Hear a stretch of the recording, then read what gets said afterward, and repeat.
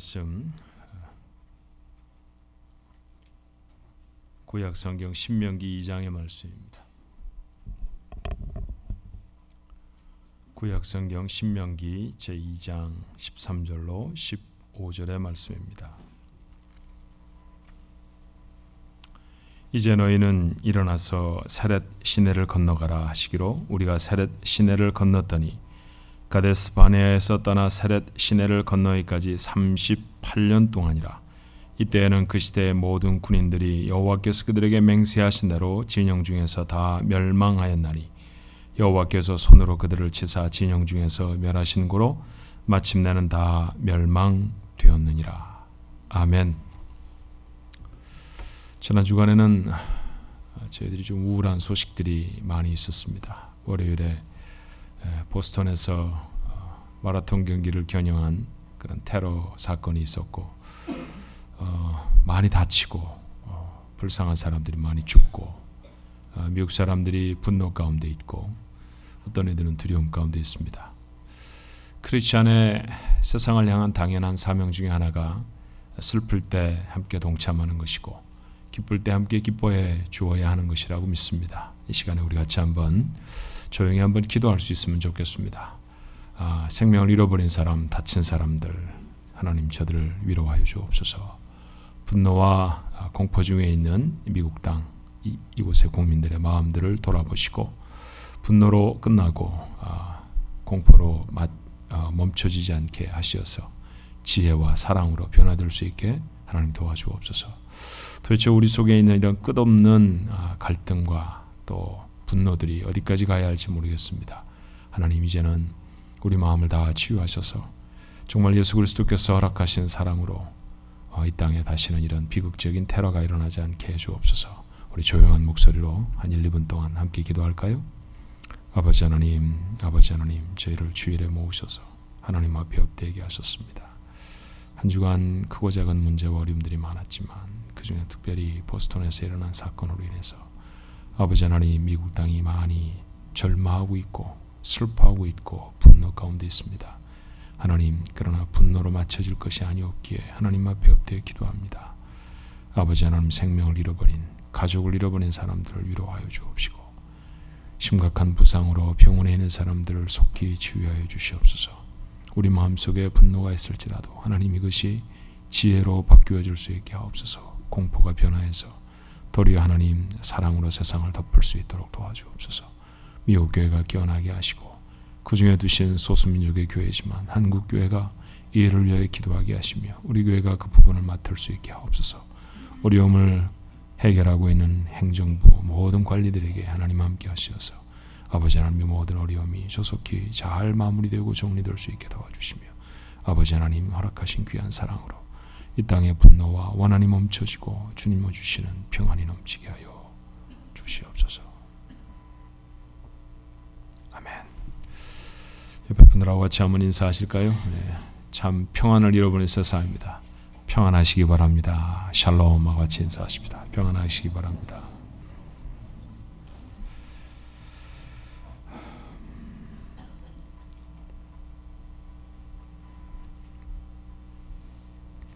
오늘은 민수기의 말씀을 나누다가 신명기로 건너왔습니다.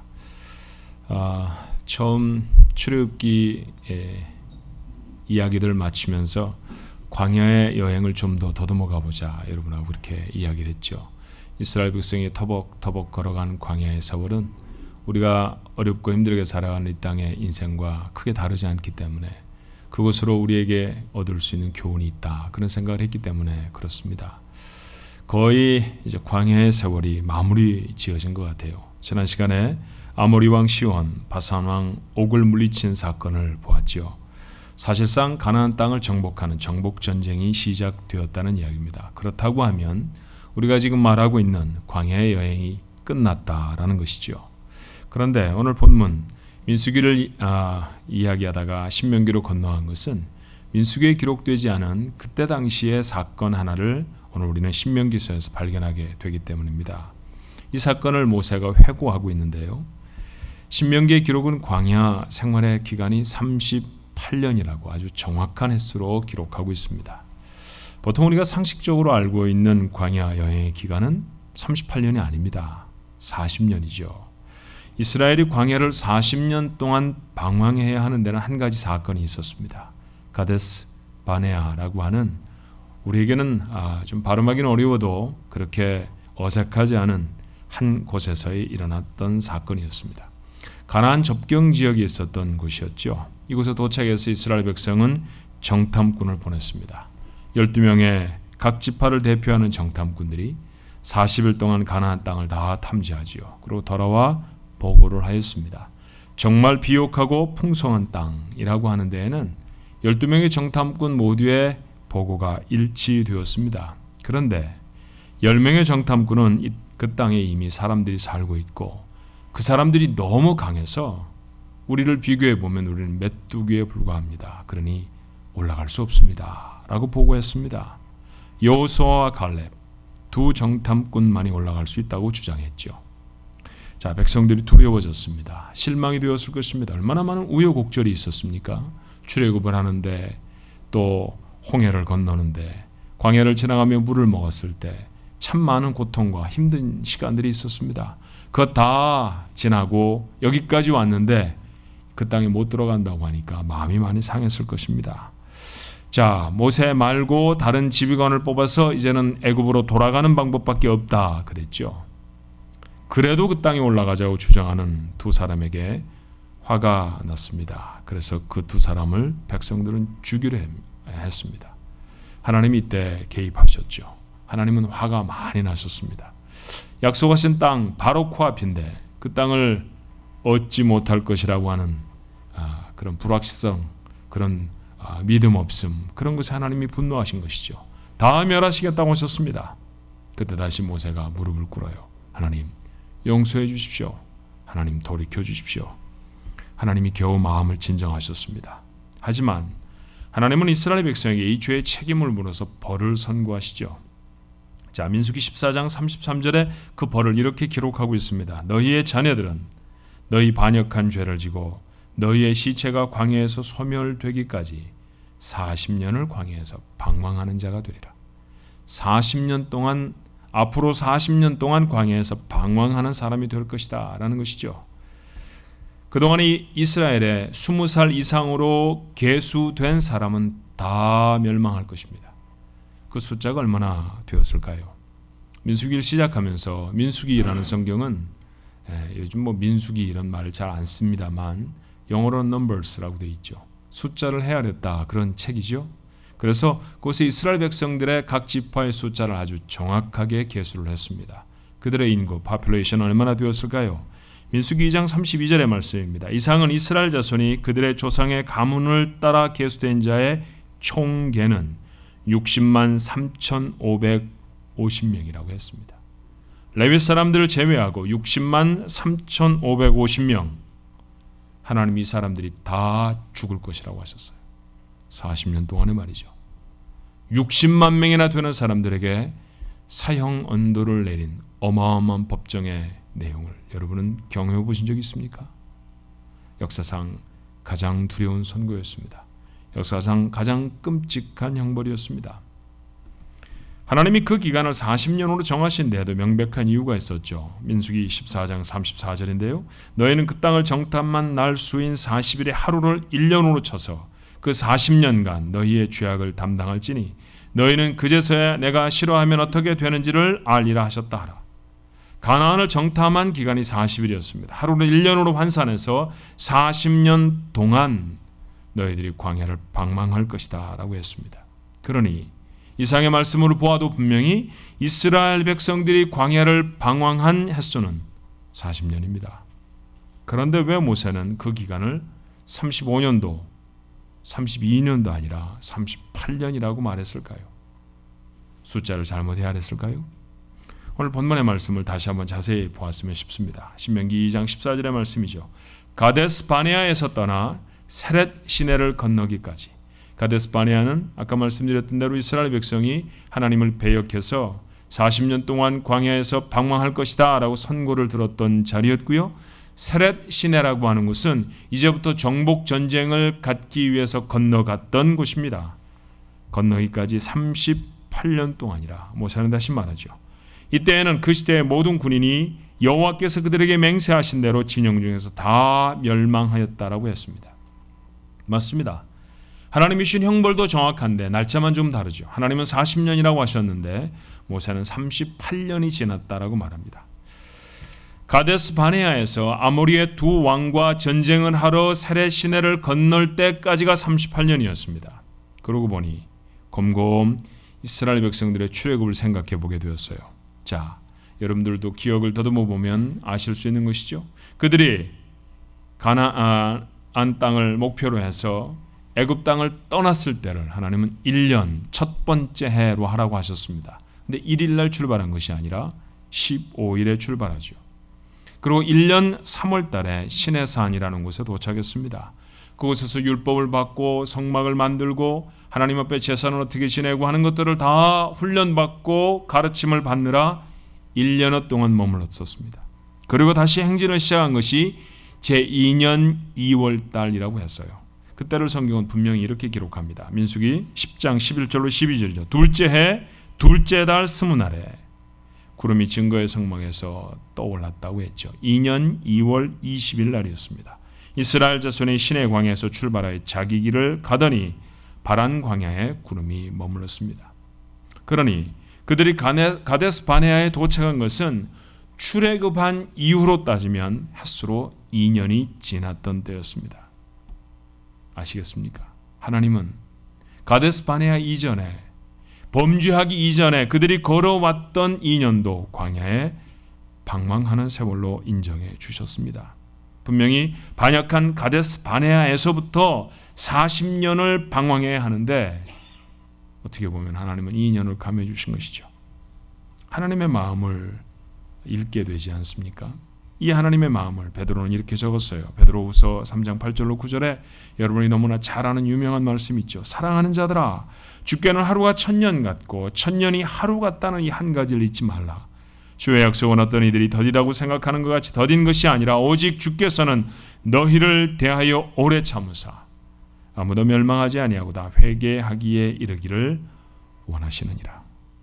좋으신 하나님이신 줄로 믿습니다. 하나님, 우리가 고통스럽게 벌을 받으며 살아가는 것을 원하시는 분이 아니십니다. 하나님은 은혜의 하나님이십니다. 하나님이 은혜를 주셨죠. 모세가 이스라엘이 광야를 방황한 시간이 38년이었다고 정확히 밝히는 까닭은 그것이 하나님의 은혜를 깨닫는 교훈이 되기 때문입니다. 그런데 38년이 하나님의 은혜였다는 사실을 놓고 보니까 그 시간으로 하나님은 은혜에 관해서 더 중요한 사실을 우리에게 교훈하고 있다라고 하는 사실이 눈에 보였습니다. 그래서 오늘 제목은 38년이 우리에게 주는 교훈입니다.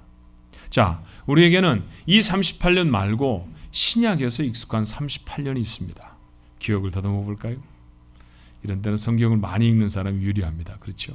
성경을 좀 읽었던 사람은 38년 어디서 들었던 소리 같은데 어디서 들었을까요? 맞습니다.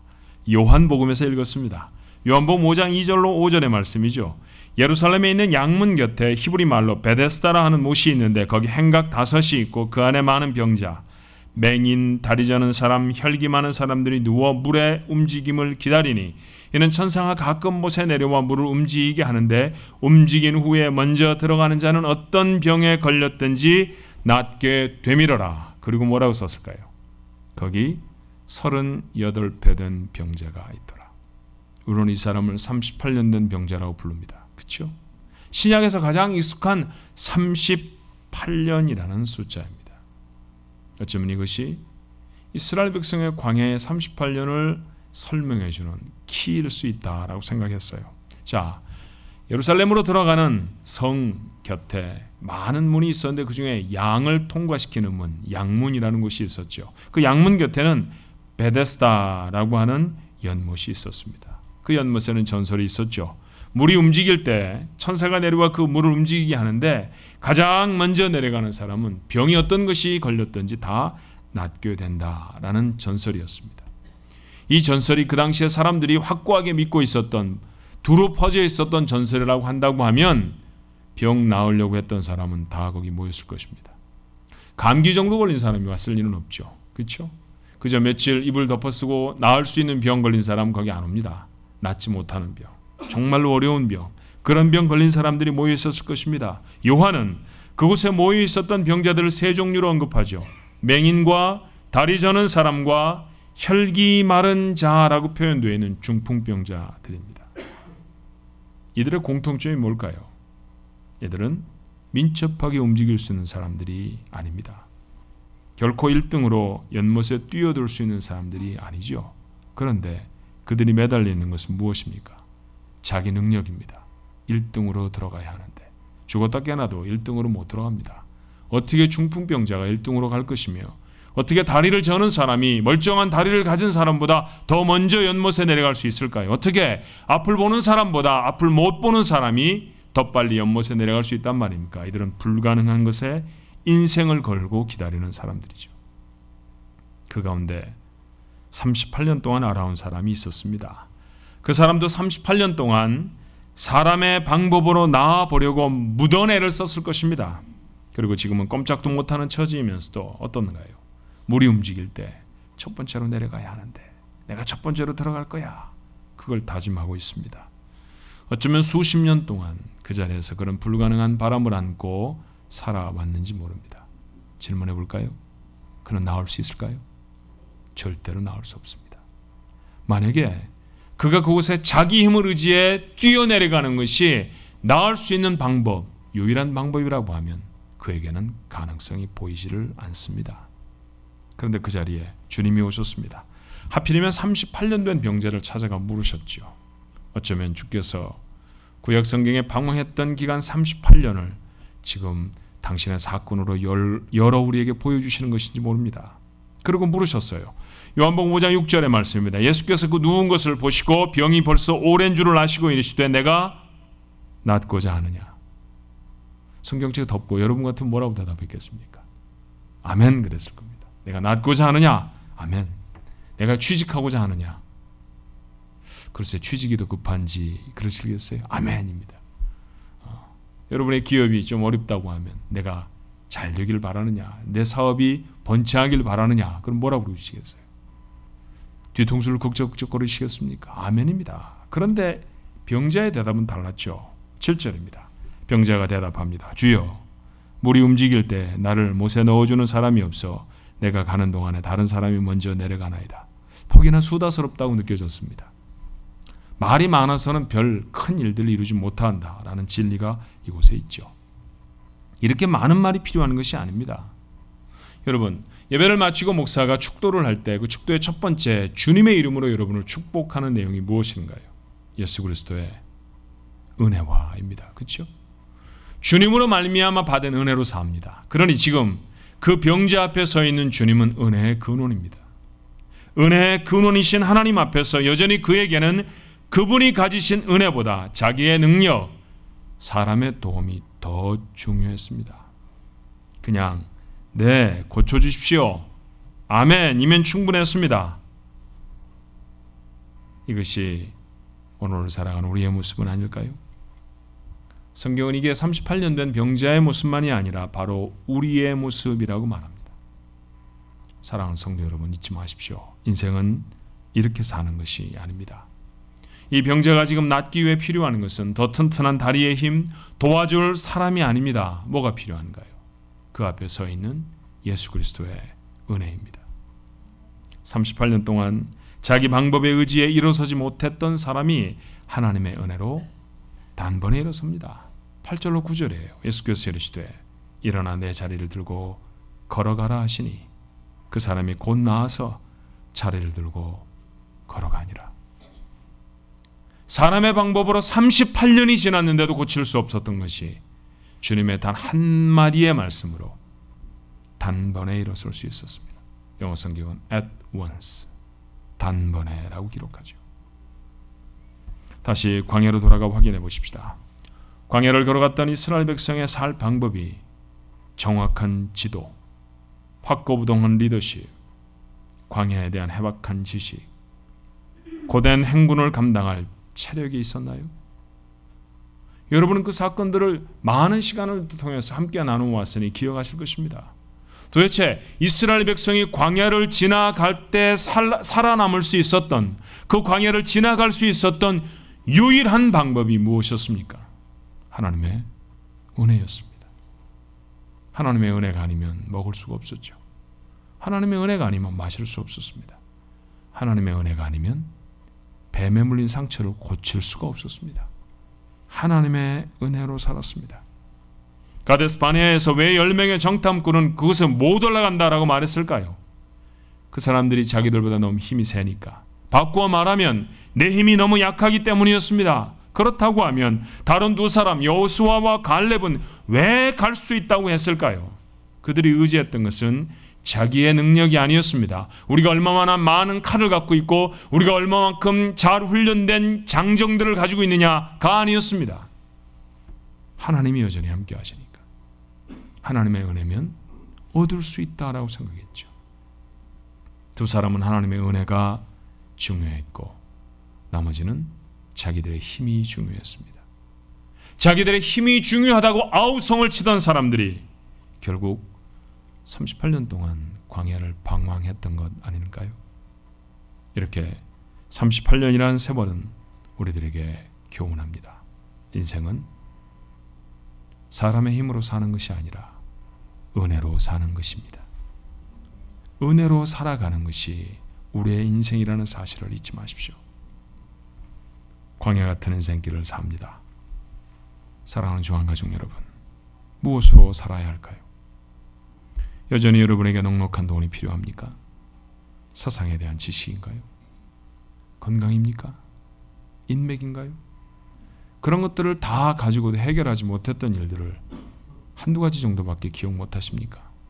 수도 없이 많았습니다. 도무지 하나님의 은혜가 아니었으면 건너가지 못했던 강, 넘어설 수 없었던 산, 그거 넘고 여기까지 왔습니다.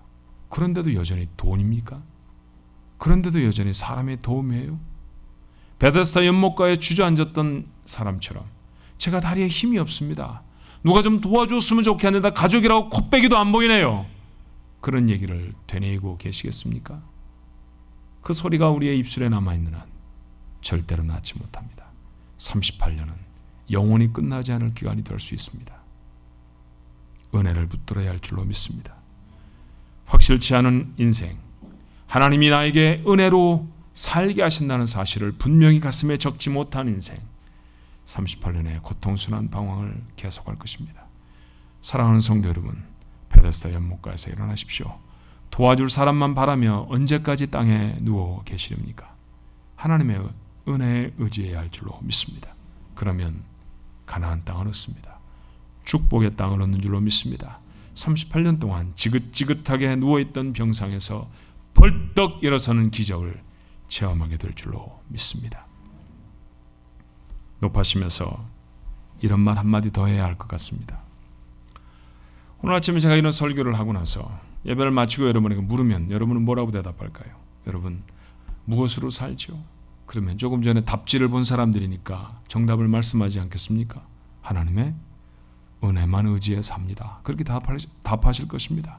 정말 여러분 다 그렇게 답하실 것입니다. 그런데 여러분에게 한 번 더 시비를 걸고 싶어요. 정말입니까? 정말 하나님의 은혜만 의지해서 살 것입니까? 하나님의 은혜를 의지한다고 하면서 세상 일에 바빠서 기도하지 않는다고 하면, 은혜를 주시는 하나님을 바라보는 예배의 자리보다도 세상에 바라보고 참석해야 할 곳이 너무너무 많아서 아무렇지도 않게 예배의 자리를 떠나버리는 사람이라고 하면, 세상에 돌아가는 소식들을 전해주는 TV와 신문에는 몰입하면서도 은혜의 길을 일러주는 하나님의 말씀을 묵상하는 일을 하지 않는다고 하면 정말 하나님 은혜에 의지해 사는 사람이라고 하는 건 맞습니까? 저는 속일 수 있을지 모릅니다. 아니, 여러분이 여러분 자신을 속일 수도 있습니다. 나는 믿음이 있어, 난 하나님 의지하고 살아 라고 말하면서 스스로를 속이는 능력이 있을 수도 있습니다. 그러나 하나님은 속지 않으십니다. 하나님은 속지 않으십니다. 삶으로 여러분의 결단을 보여야 할 줄로 믿습니다. 사랑하는 중앙가족 여러분, 나는 여러분이 38년을 끝냈으면 좋겠습니다. 축복의 땅 가나안을 춤을 덩실덩실 추면서 얻었으면 좋겠습니다. 38년 동안이나 주저앉아 있었던 먼지에서 툭툭 털고 일어나서 비로소 걷게 되어졌다고 할렐루야를 외치는 그런 인생이 되었으면 참 좋겠습니다. 예배의 자리를 떠나지 마십시오. 그것보다 인생을 살아가는데 더 중요한 자리는 없습니다. 기도를 내려놓지 마십시오. 하나님의 은혜를 광야같이 척박한 땅을 살아가면서도 끌어다가 쓸 수 있는 삶의 가장 유용한 도구입니다. 말씀 묵상, 어지러운 삶이 하나님의 은혜로 방향을 잡도록 도와주는 나침반 아닙니까? 이것 잃어버리면 길을 놓칩니다. 이것 잃어버리면 오리무중 속에 빠질 것입니다. 말씀을 마음속에 두는 것처럼 우리가 나아가야 할 방향을 분명히 보여주는 것이 또 어디 있을까요? 예배와 기도와 말씀 묵상, 이 일에 헌신하십시오. 그 일이 삶의 최우선이 되어진 삶을 보셔야 하나님은 자기를 의지하는 인생이라고 믿으실 것입니다. 삶으로 하나님의 은혜만 의지함을 보이는 자, 축복의 삶을 살 줄로 믿습니다. 그게 여러분의 삶이 되시기를 주님의 이름으로 축원합니다. 기도하십시다. 교회를 어디 하루 이틀 다녔습니까? 설교를 어디 한두 번 들었겠습니까? 은혜라는 말을 모르는 사람이 이곳에 한 사람을 어디 있겠습니까? 그런데 하나님, 돌이켜보면 은혜로 살아가지를 못했습니다. 38년의 방황의 삶을 우리는 하나님이 나를 기억하지 않으시나 봐. 하나님이 왜 나를 이렇게 도와주지 않으시지? 왜 하나님이 나를 사랑하시지 않는 거야? 원망과 불평으로 지났을 수 있습니다. 그게 아니었습니다. 우리가 하나님 하면서도 여전히 세상에 우리의 삶에 필요한 것들이다 여겨지는 것들을 꽉 붙들고 있었기 때문입니다. 주님이 우리 앞에 서서 두 손을 내미셔도 우리는 말합니다. 도와줄 사람이 없습니다. 다리가 힘을 갖지를 못해 갈 수가 없습니다. 그 손을 붙잡으면 되는데 여전히 우리는 움직이지 않는 손을 붙들고 있습니다. 나를 붙잡아 주지 않을 허무한 또 다른 사람들의 손을 기대하고 있습니다. 주님, 오늘 이 아침에 우리의 손을 펴니다. 손에 붙들고 있었던 돈이나 명예나 세상의 것이나 다 내려놓습니다. 그리고 오늘 이 손으로 하나님을 붙잡습니다. 광야의 인생을 지나가지만 이 38년이 우리에게 끝나기를 하나님은 누구보다 원하시는데, 그래서 2년이나 되는 시간을 줄여주시기까지 하셨는데, 하나님 맞습니다. 끝내야 됩니다. 더 이상 방황할 수 없습니다. 이제부터는 승리하게 하옵소서. 마침내 승리하였던 이스라엘의 새 세대와 같이 주님 의지하는 자들 되어지게 하여 주옵소서. 만만치 않은 삶의 문제와 어려움들이 저들에게 있다는 사실을 하나님도 아십니다. 주님, 이기게 하실 방법이 주님께 있사오니 오늘 이 시간 이후로 하나님 손 붙들고 이기게 해 주시옵소서. 병든 자는 일어서게 하시고 가난한 자는 부욕해 되어지게 하시며 문제 앞에 절망한 자는 돌이 굴러지듯 문제가 해결되는 기적을 체험케 하여 주시옵소서. 가나안의 풍성한 축복이 저들의 삶의 것이 되어지도록 38년을 마침하는 아침이 되게 하옵소서. 예수님 이름으로 간절히 기도합니다. 아멘.